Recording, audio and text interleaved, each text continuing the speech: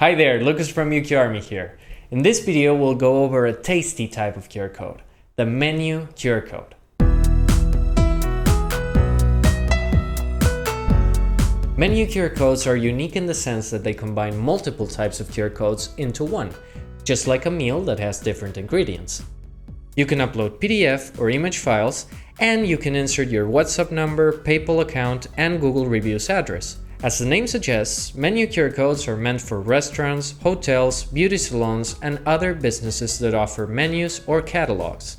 The customer can view the files, order via WhatsApp, pay via PayPal, and provide feedback via Google Reviews. By creating a menu QR code, you will be able to provide all these options to your customers with one simple scan.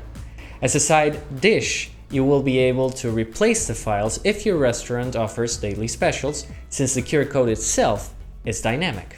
If you want to create a menu QR code, all you need to do is register to UQ Army, click Create QR, and select the type. It's as simple as that. Well, that's it for now. Hope you found this video useful.